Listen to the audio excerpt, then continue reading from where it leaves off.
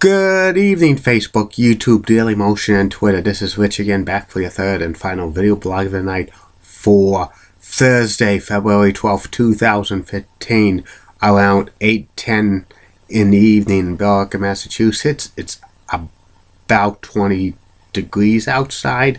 We got the snow flakes, and it accumulated about a coating to an inch. But this is not the big one that's coming again on Saturday night and Sunday. Boston area could get its second blizzard of the year, and it's never happened in the history of Boston that two blizzards happened in one winter season. But we have a chance. Whoop-de-doo! It sucks. You can't get out of the snowy pattern. Hopefully, we get a nice spring and stuff like that. Some news to report. Sad news to report in the world of music. Singer Stephen Strange passed away at the age of 55, and there's been reports that New York Knicks star player Carmelo Anthony is going to shut it down for the rest of the year after the All-Star break.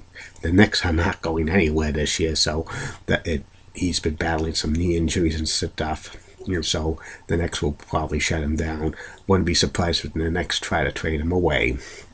And that's about it on that. And my third and final video blog subject of the night is about the personality profile. Tonight's personality profile is about one of the best players in NBA history. I'm talking about center hakeem Olajwon. He played his entire career except for one season with the Houston Rockets. He was one of the best centers in the NBA of all time. He was probably the best NBA player from 1993 through 1995 when Jordan was retired, so he could play try to play Major League Baseball.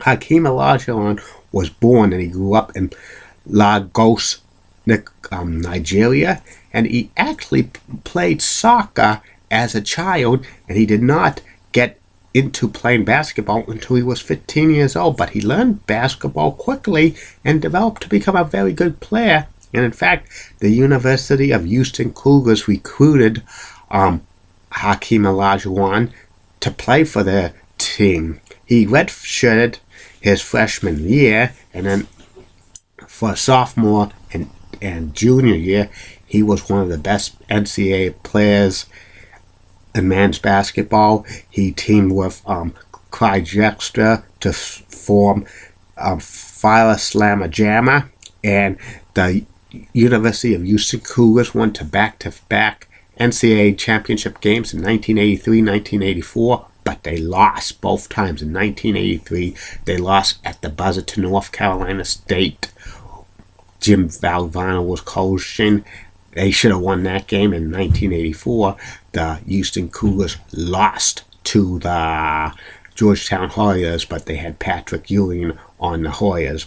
And Hakeem Olajuwon was the 1983 most outstanding player in the NCAA basketball tournament.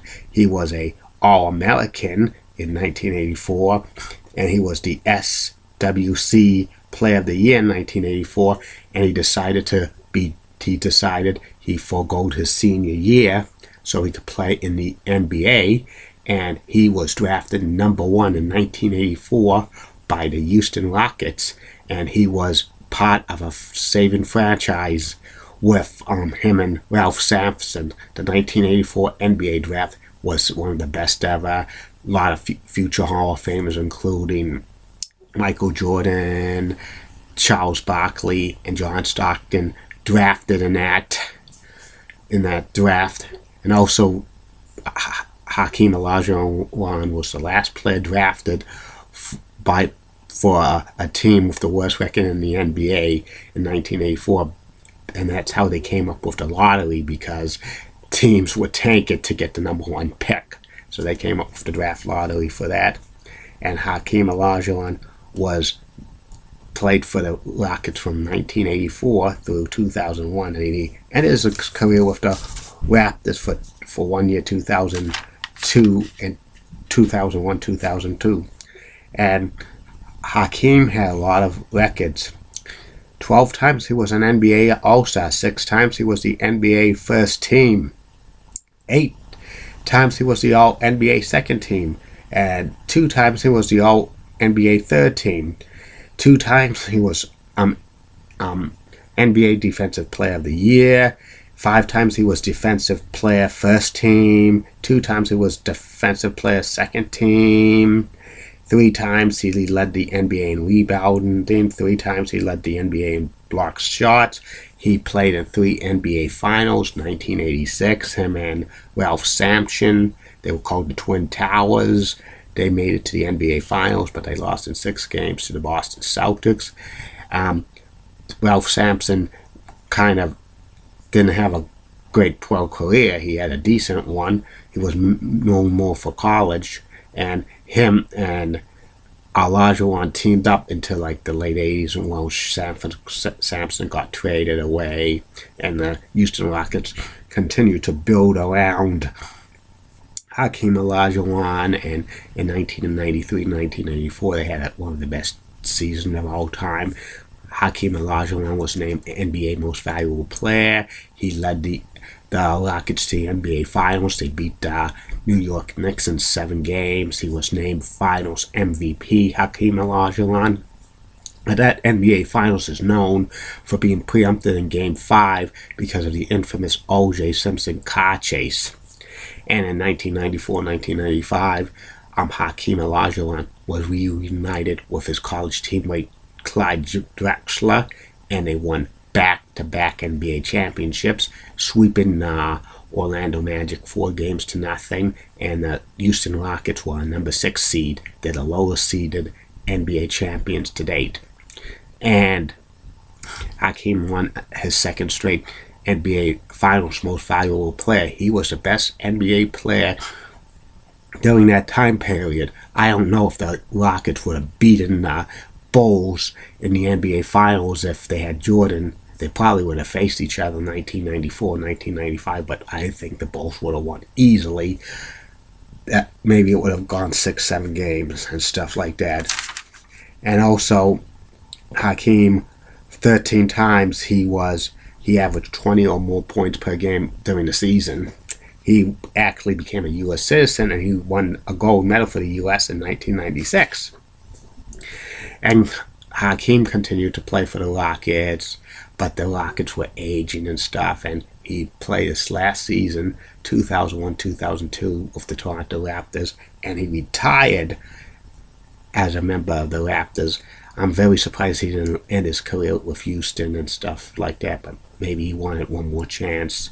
And Hakeem's career stats is like this: 26,946 points, 21.8 points per game.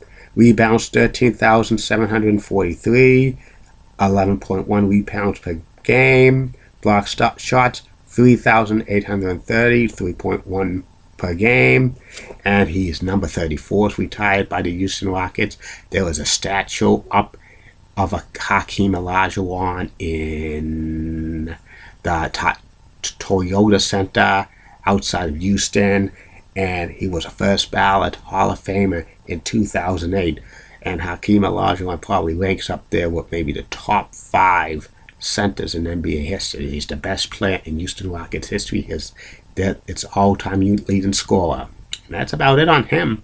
I'll be back tomorrow. Facebook, YouTube, Daily Motion, and Twitter with 3 more video blogs. First video blog will be about the top 10 greatest Oakland A's pitchers of all time. Then there'll be a surprise second video blog, and the third and final video blog of the night will be about former WWE manager and SmackDown general manager Theodore Arlan. I'm changing it because originally I was going to have Willie Mays as my personality profile, but I can't do 2 subjects about baseball in one day, so it's a no-no. And sooner and later, Julie Broughton and Heidi Pratt's video blogs are coming. And Valentine's Day is Saturday.